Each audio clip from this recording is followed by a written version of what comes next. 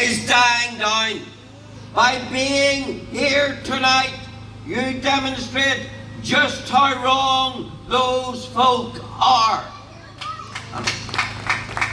The first thing I want to say tonight is to pay tribute to ordinary loyalists across this province in respect of their grasp of the protocol, in respect of their determination to do something about it.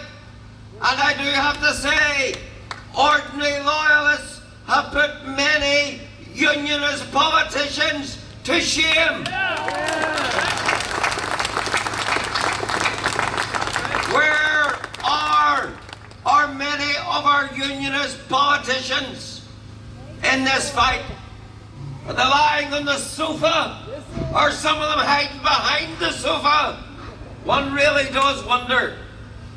But one thing is clear, that down the years, Ulster has faced many constitutional threats. But I have to tell you, for the first time in our history, that threat has been translated into constitutional change. And that has been done by the iniquitous protocol. Under this protocol, we are no longer an integral part of the United Kingdom. We are no longer governed exclusively by the laws made within the United Kingdom. We are no longer exclusively within the economic union of the United Kingdom, because this protocol has taken Northern Ireland, annexed it, as Moore said, put us within the ambit of foreign jurisdiction. How does it do that? By saying of Northern Ireland, we shall be subject to a foreign single market for goods. We will be subject to a foreign customs code, a foreign VAT regime, and all the laws that govern those things. Those foreign laws will rule over us, and a foreign court will decide what they mean. That is the protocol in a nutshell. And that has wrought constitutional change. What is the Union, ladies and gentlemen? The Union is made up of two components. It's an economic union and it's a political union. The economic union is based on Article 6 of the Acts of Union that brought it all into existence in 1800. And what does Article 6 say? It says the basis of the economic union of this United Kingdom is that across every part of it, between every part of it, there shall be an equality of trade. There shall be free, unfettered trade. There shall be no difference in the buying and the selling of goods, no matter where you live within this United Kingdom. But along comes the protocol and shreds all of that, takes us without our consent, without even asking us, and puts us in a foreign jurisdiction of the EU on all those matters. Do you know that now, under this protocol, 2/3 of the laws that govern our economy are made not in Belfast, not in London, but in Brussels. Laws over which we have no input, over which we have no say, laws that are put upon us without consent. That, ladies and gentlemen, this is the key point. That is a transfer of sovereignty of the United Kingdom. That, therefore, is constitutional change. And it's been done without the consent of anyone. Even though, as has been pointed out to you tonight, we were promised, we were conned into being told, oh, there can never be change to the constitutional status without your consent. Well, it's happened. It's happened behind our backs. And of course, the other consequence for the political aspect of the union is that the political union means sovereignty within a nation.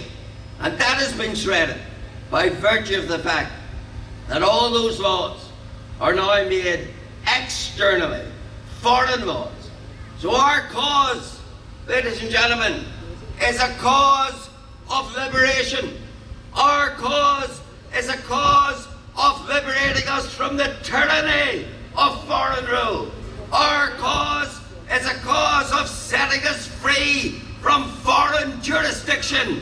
And that is what this battle against this protocol is all about. Because make no mistake about it, there is a very distinct political objective and purpose behind the protocol.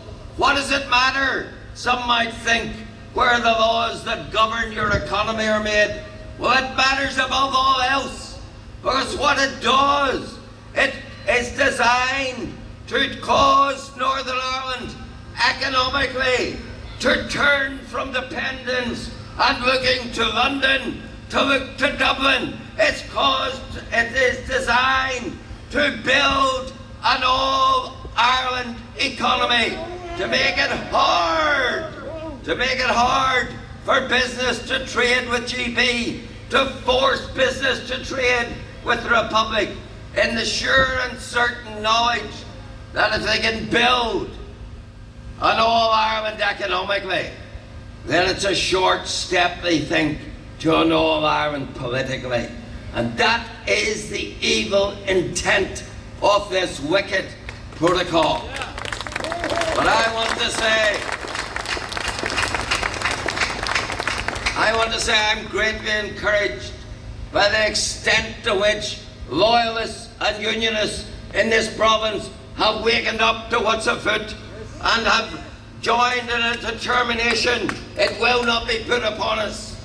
And President Hissy Fit will have a long wait before he's president of this part of this island.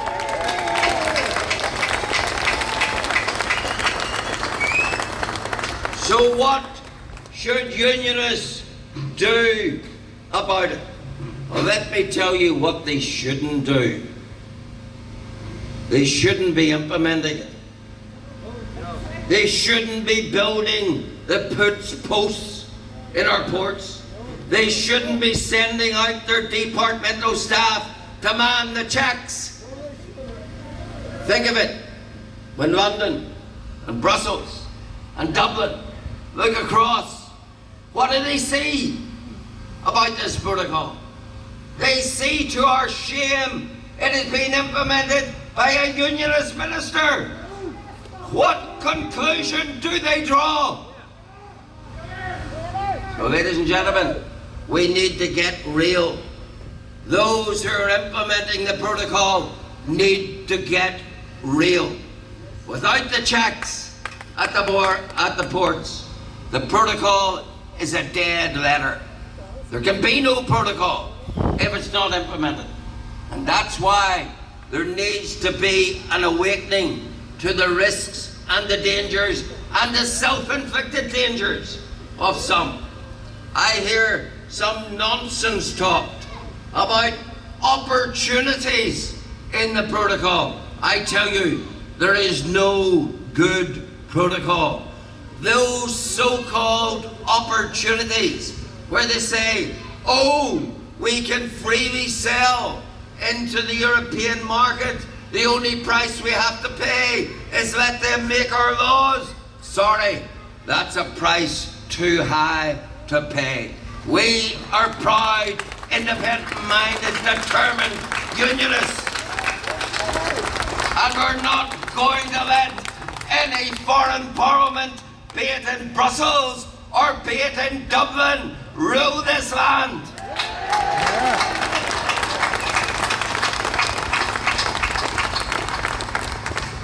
As Mayor Holmes said to you, there has to be a legal challenge.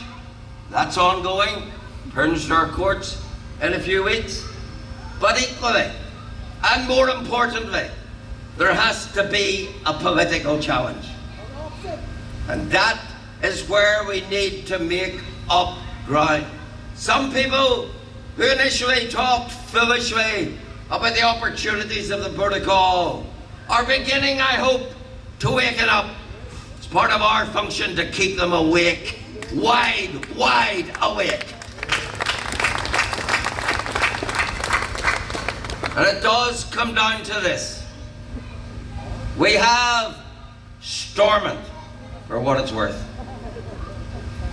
But if, ladies and gentlemen, the price of Stormont is for unionists to have to implement our own self-destruction through the protocol, then that is a price no unionist should be paying.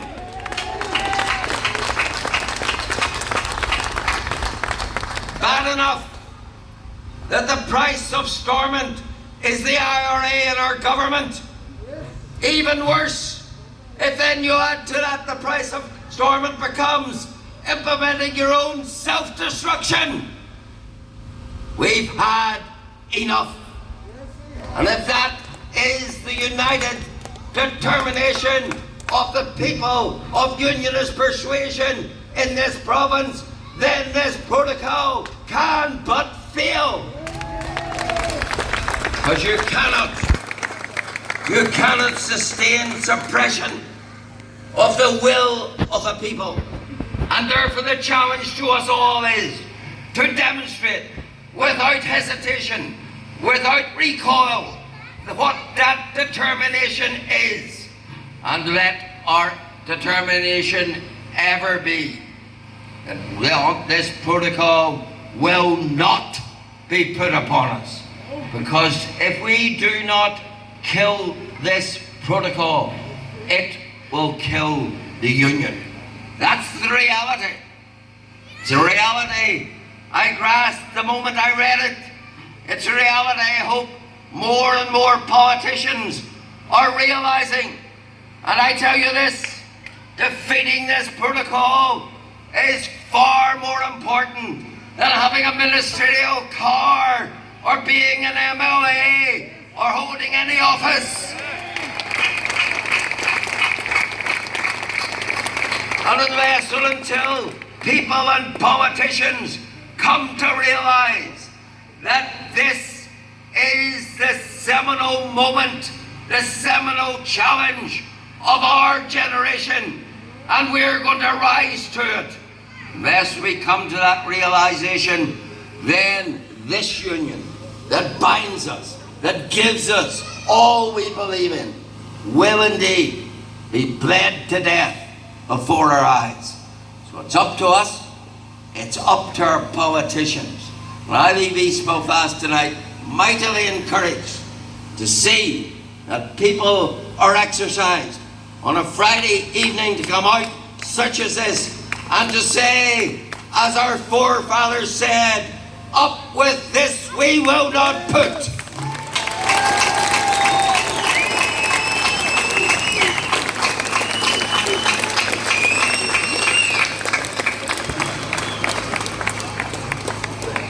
Ladies and gentlemen, again I want to thank everyone who's come out this evening. I think the passion you've heard from the speakers, but also the passion that I know is in the crowd tonight, is absolutely fantastic. And I expect nothing less than from my friends in East Belfast. Ladies and gentlemen, if you've received a flag or a placard tonight, could you please place them over to your left-hand side?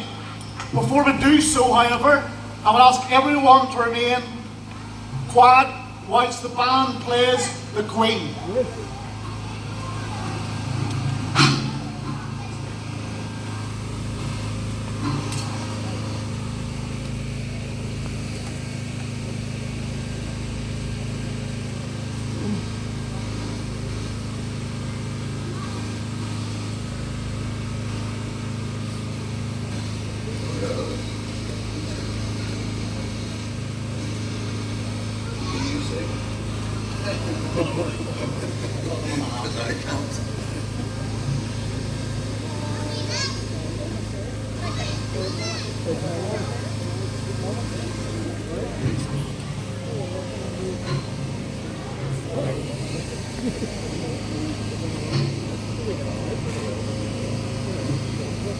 We've lost the band.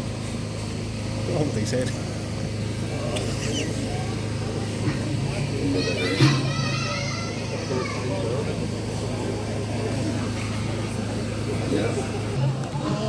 Save our gracious Queen, long live our noble Queen.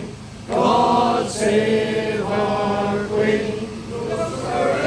Send her victorious, happy and glorious, long to reign over us. God save our Queen.